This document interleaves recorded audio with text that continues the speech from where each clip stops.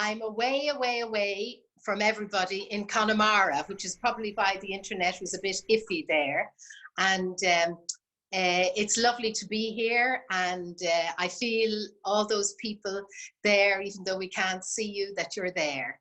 I want to tell a story that I always think of at this time of the year. Parts of it always come into my mind, and it's called A Likely Story. And this story was created by the great writer Mary Lavin. Mary Lavin lived in County Meath, near the River Boyne, in a place called Bective, and she wrote lots and lots of short stories. She was a very well-known writer in her time. She died in 1996, but I love her stories because they absorb a lot of what's going on around her, and she has a great eye and a great ear.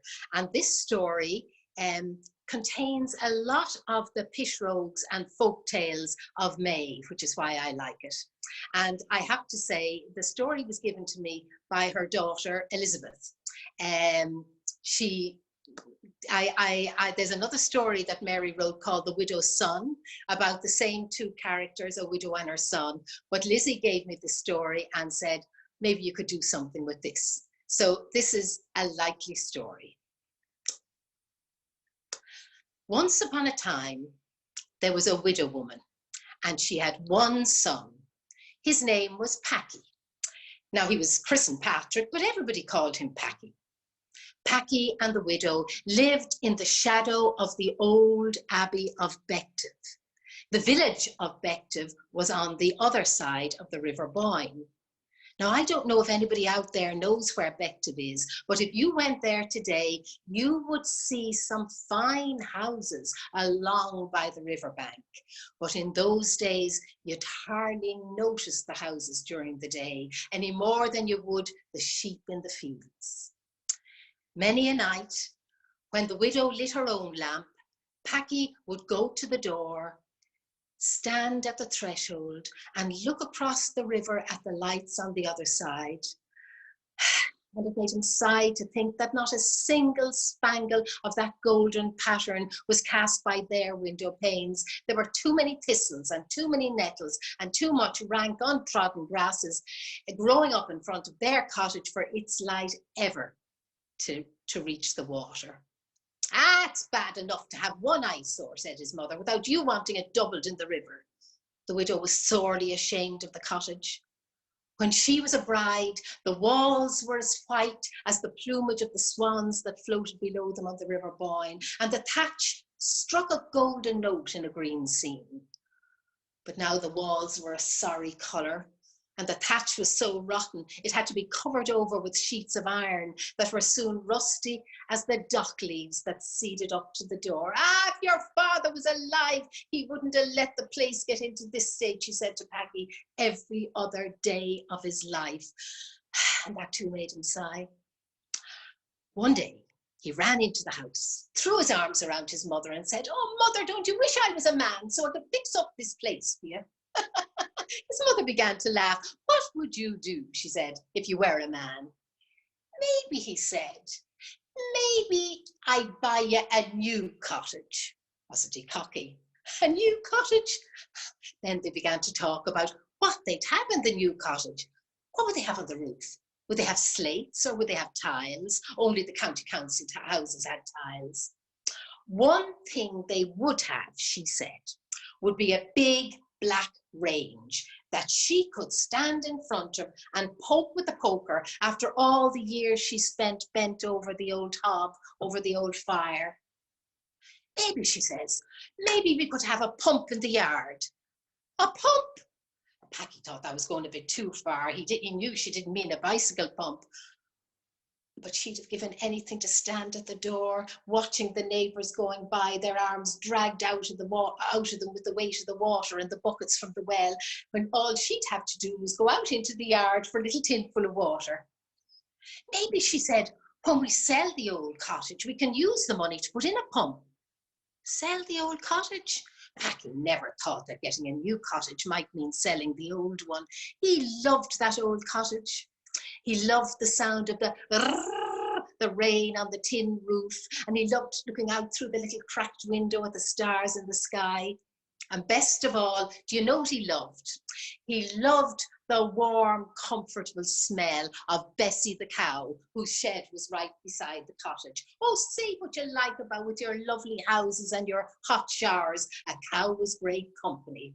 All the things his mother thought as faults, he thought as things in its favour. After all, she came to the house by chance.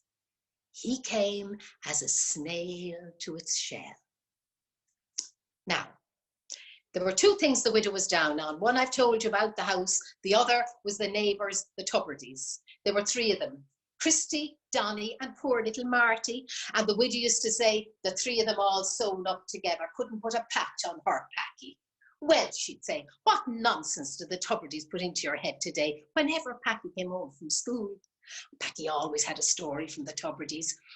Will you hear? Will you hear? Will you hear, mother? There's a crock of gold buried in the old abbey. Christy Tubridy told me his father told him when they were sitting around the fire last night, but every time they went in with a spade to dig it out, a cockerel would appear on top of the spire, flap its wings, crow 3 times, and they'd have to throw down the spade and run for their lives. Ah, said his mother, a likely story. A cockerel indeed. Let me tell you, if there was even a halfpenny buried in that owl abbey, Tubridy would have it dug up long ago. A likely story.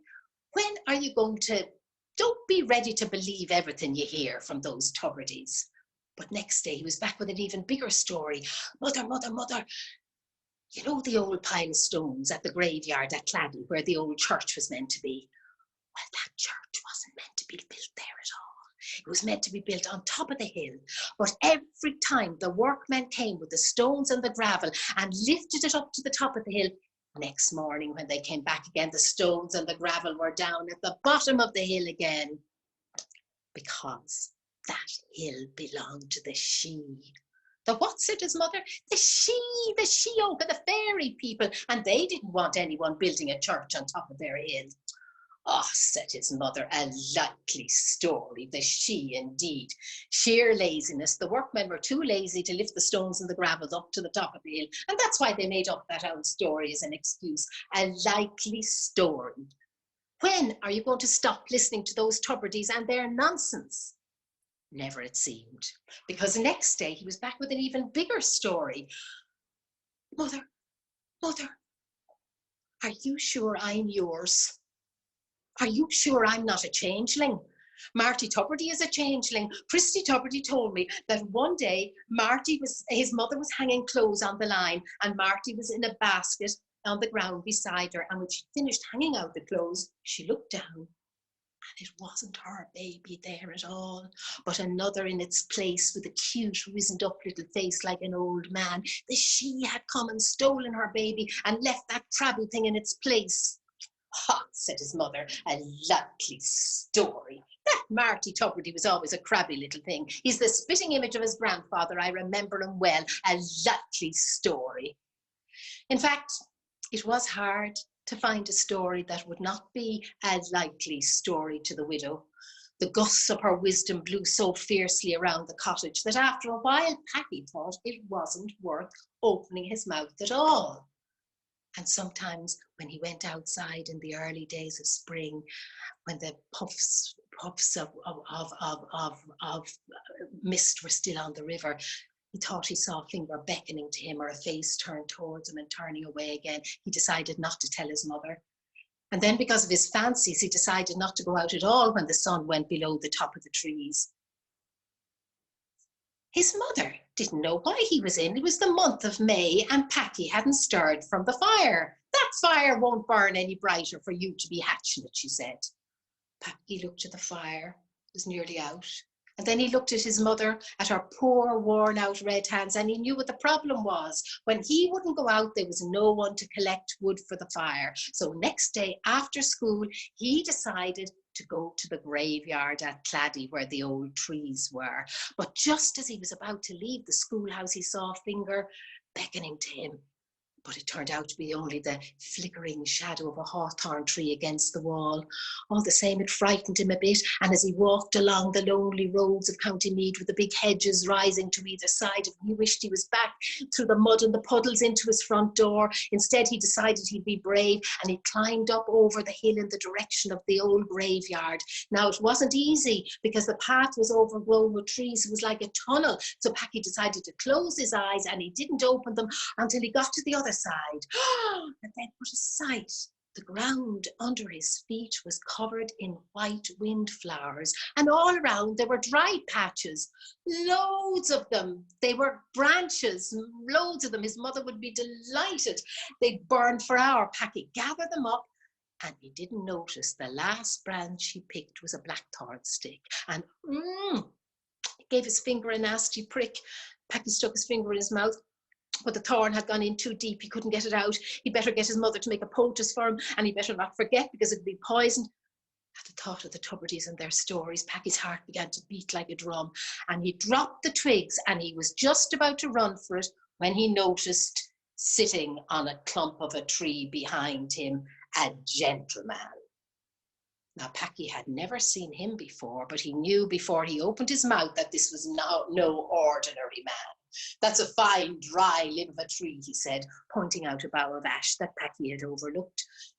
Thank you, said Packy. It's a pleasure, Packy, said the man. So you know my name? Indeed I do. I've been trying to get your attention for weeks. Was that you? Said Packy. I thought it was a hawthorn tree. A hawthorn tree? That's one of my favourites. But I suppose you're wondering what I want to talk to you about. I believe you're dissatisfied with the conditions in your cottage. Oh, thought Packy, he must be from the county council. Well, to tell you the truth, my mother's always complaining about it. Could you do something for us? Perhaps I can, said the man, but it's very cold here. And he stood up as the mist was beginning to rise, and he walked along. Packy followed him. Excuse me, are you a county councillor? A county councillor, what's that? Oh, it's mortally cold out here. And he began to walk faster and faster. Packy found it hard to keep up with him. And the faster he walked, the more ancient he looked. His eyes particularly looked ancient. Excuse me, are you a foreigner? A foreigner? I've been in this country longer than you have, or your mother, 5,000 years longer. Well, then Packy realised he wasn't dealing with an everyday person here. He said, I think I'll go home now.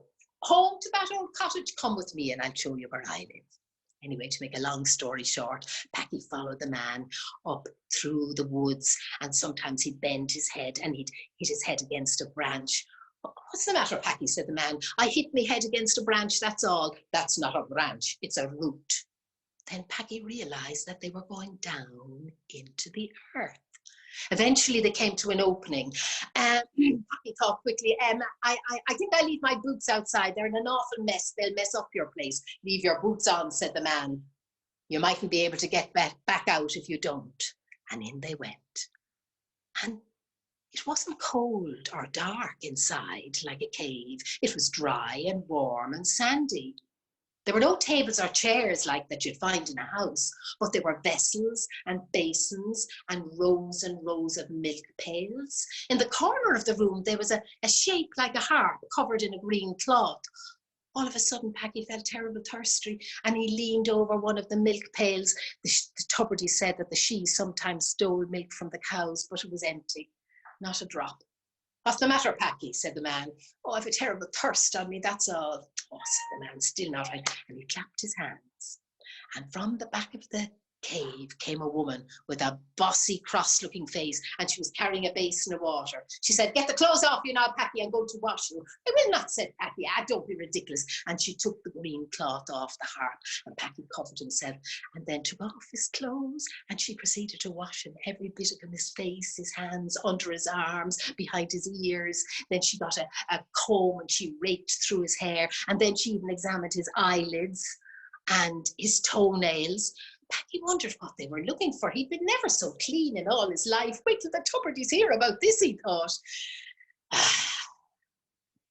Are you still thirsty? The man said. I am, said Packy, but to tell you the truth, I'll wait till I get home. Oh, said the man.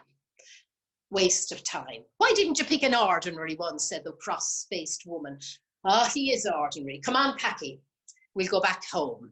And he handed Packy his boots. Packy looked at them and they were still muddy, but he didn't care. And he followed the man out until in the distance he saw a chink of light which grew wider and wider and wider until eventually they were at the opening of the hill again. And above them was the great expanse of moonlit sky. All of a sudden, Packy's finger began to throb. And he remembered the thorn and the black thorn. Maybe that's what they were looking for. I'll be off home now, said Packy. I suppose I'll see you again. I don't think so, Packy. And Packy thought he seemed a bit sad, but he didn't care. And he climbed up the hill to the top, where the windflowers were all closed up for the night. But there in the centre was dark patches, his bundle of twigs. Packy gathered them up. His finger was still hurting him, but he didn't care, and he whistled all the way home. It had been raining, and all along the road there were puddles, but in every puddle there shone a star. Outside his house, the puddles were bigger than ever. His mother ran out in a terrible state. Is that you, Packy? Where were you? Where were you? What kept you, son? Wait till you hear, wait till you hear, wait till you hear, mother. But he knew before he even opened his mouth what her answer would be. A likely story. Thank you.